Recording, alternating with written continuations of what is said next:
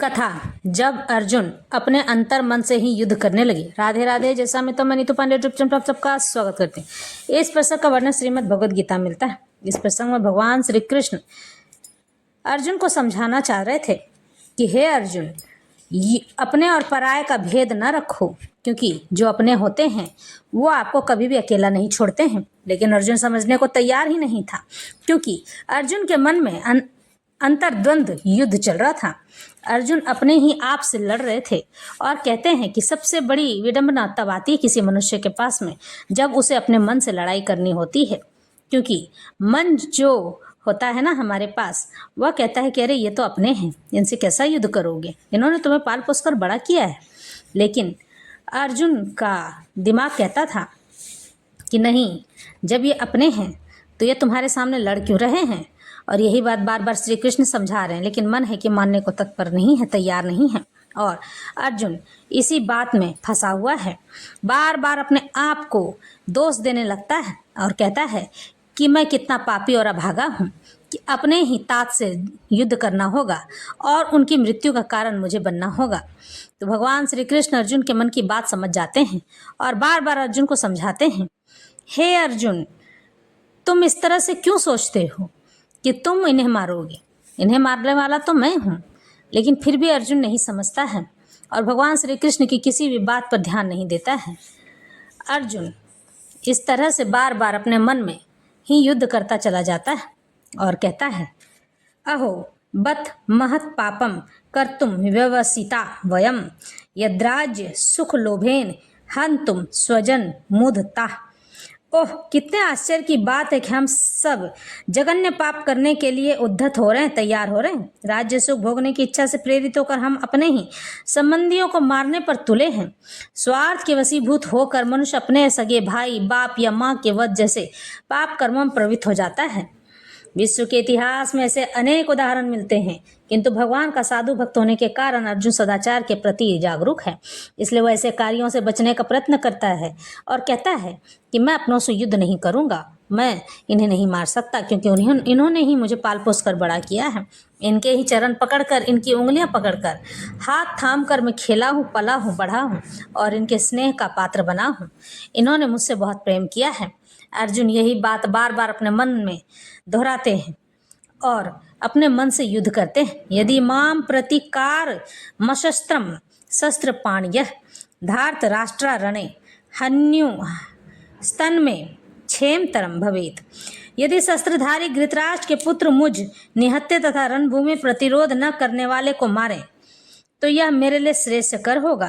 क्षत्रियों के युद्ध नियमों के अनुसार ऐसी प्रथा है कि निहत्थे तथा विमुख शत्रु पर आक्रमण न किया जाए, किंतु अर्जुन ने निश्चय किया कि शत्रु भले ही इस विषम अवस्था में उस पर आक्रमण कर दे, किंतु वह युद्ध नहीं करेगा, अपने चचेरे भाई दुर्योधन से युद्ध नहीं करेगा। उसने इस पर विचार नहीं किया कि दूसरा दल युद्ध के लिए कितना उद्धत है, तैयार है। इन सब लक्षणों का कारण उसकी दयाद्रता है, जो भगवान के महान भक्त होने के कारण उत्पन्न हुई थी। अर्जुन के मन में बड़ी ही दया भावना उत्पन्न हुई है और अर्जुन किसी को भी मारना नहीं चाहता है। बार बार भगवान उसे यह समझाते हैं कि अपने और अपनों में फर्क करना सीखो।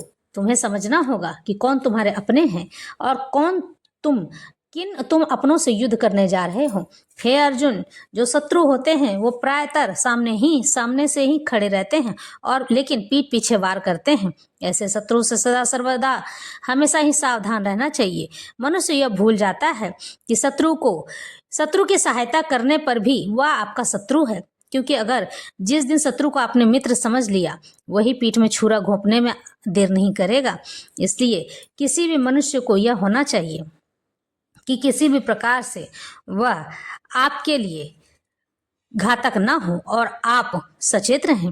भगवान श्री कृष्ण के ऐसा समझाने पर भी अर्जुन नहीं समझते हैं और अर्जुन को कोई बात समझ नहीं आता है।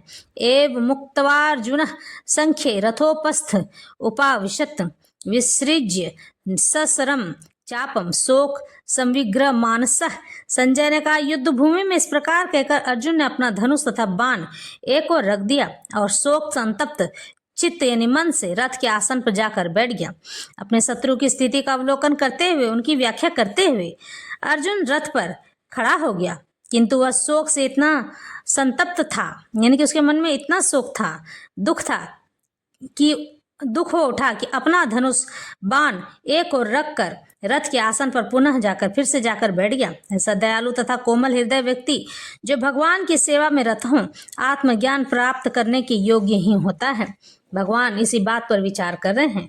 तम तथा कृपयाविष्ट मश्रुपूर्णा कुलेक्षणम विसीदंत मिदम वाक्यमुवाच मधुसूदना। संजय ने कहा, करुणा से व्याप्त शोक युक्त यानी कि मन में उदासीनता आश्रु पूरित नेत्रों वाले अर्जुन को देखकर मधुसूदन कृष्ण ने ये शब्द कहे।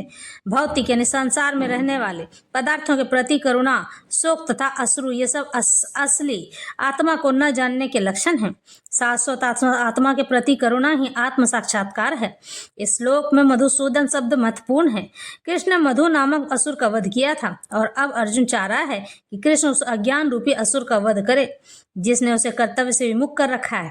यह कोई नहीं जानता कि करुणा का प्रयोग कहाँ होना चाहिए। डूबते हुए मनुष्य के वस्त्रों के लिए करुणा मूर्खता होगी।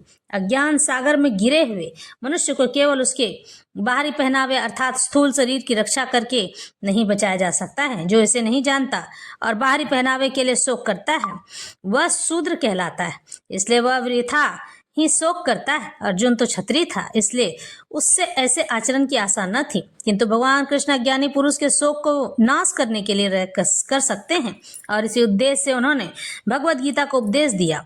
यह अध्याय हमें भौतिक शरीर तथा आत्मा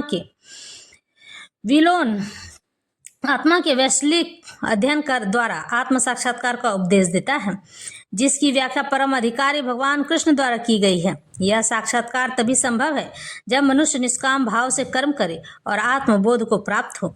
कुतस्तवा कुष्मल मिदम विस्मे समुपस्थितम अनार्य जुष्ट मस्वर्गीय मकीर्ति कर्मर्जुन। हे श्री भगवान ने कहा, हे अर्जुन, तुम्हारे मन में यह कलमश आया कैसे, यह बात आई कैसे? यह उस मनुष्य के लिए तनिक भी अनुकूल नहीं है जो जीवन के मूल्य को जानता हो। इससे उच्च लोक की नहीं अपितु अपयश की प्राप्ति होती है, यानी कि तुम्हारा मान सम्मान नहीं बढ़ेगा बल्कि अपमान होगा। श्री कृष्ण तथा भगवान अभिन्न है, इसलिए श्री कृष्ण को संपूर्ण गीता के भगवान ही कहा गया है। भगवान परम सत्य की पराकाष्ठा है। परम सत्य का बोध ज्ञान की 3 अवस्थाओं में होता है। ब्रह्म या निर्विशेष सर्वव्यापी चेतना परमात्मा या भगवान का अंतर्यामी रूप जो समस्त जीवों के हृदय में है, तथा भगवान या श्री कृष्ण। श्रीमद् भगवद गीता में परम सत्य की यह धारणा इस प्रकार बताई गई है। वदन्ति तत्व विदस्त तत्वम यज्ञान मद्वयम ब्रह्मेति परमात्मेति भगवानिति शब्दते। परम सत्य का ज्ञाता परम सत्य का अनुभव ज्ञान की 3 अवस्थाओं में करता है और ये सब अवस्थाएं एक रूप हैं। ये ब्रह्म, परमात्मा तथा भगवान के रूप में व्यक्त की जाती हैं। इन 3 दिव्य पक्षों को सूर्य के दृष्टांत देखने द्वारा समझाया जा सकता है, क्योंकि उसके भी 3 भिन्न भिन्न पक्ष होते हैं। इसलिए सूर्य की सतह तथा सूर्यलोक स्वयं जो सूर्य से प्रकाश अध्ययन करता है वह नौसखिया है। जो सूर्य की सतह को समझता है वह कुछ आगे बढ़ा हुआ होता है, और जो सूर्यलोक में प्रवेश कर सकता है वह उच्चतम ज्ञानी और नौसखिया सूर्य प्रकाश, उसकी विधि व्याप्ति तथा उसकी यह बात यहाँ बताई गई है कि जो ऊपरी तौर पे ज्ञान अर्जन करता है वो ना के बराबर ज्ञानी होता है, और जो थोड़ा सा अंदर जाकर यानी कि थोड़ा सा और जाकर समझकर ज्ञान अर्जन करता है थोड़ा ज्ञानी होता है। किंतु जो पूर्ण रूप से ज्ञान अर्जन करता है तो वह पूर्ण बातों को जानने की इच्छुक होता है। इस तरह से यह समझाया गया है कि किसी भी बात के तथ्य में अंदर तक प्रवेश करना अनिवार्य है। जो लोग ऐसा करते हैं वही ज्ञानी कहलाते हैं। ऊपर के ज्ञान को कभी ज्ञान नहीं कहा जा सकता है। भौतिक संसार में जो भी व्यक्ति बाहर की पढ़ाई करते हैं और भगवद गीता या फिर रामचरितमानस यानी अपने शास्त्रों और पुराणों का अध्ययन नहीं करते हैं, सांसारिक किताबों का अध्ययन कर लेते हैं, ऐसे व्यक्ति कभी ज्ञानी नहीं हो सकते हैं। भगवद गीता हमें यही प्रयास करती है समझाने का, क्योंकि ऐसे व्यक्तियों को अगर आप बात करते हुए पाएंगे तो वो आपको कोई भी ऐसे तथ्य नहीं बताएंगे जिससे कि ये दैविक हो यानी ईश्वर से प्रेरित करता हो। वो आपको ऐसे तथ्य बताएंगे जो कि भौतिक सुख साधनों की ओर आपको अग्रसर करता हो, और मनुष्य ऐसे ही बातों को अपने जीवन में उतारता चला जाता है जिसे अज्ञानता घेर लेती है। उसके बाद में उसके साथ जो भी दुर्घटना घटती है, इसका जिम्मेदार वह स्वयं होता है। भगवान श्री कृष्ण इन बातों को बार बार समझा रहे हैं और कहते हैं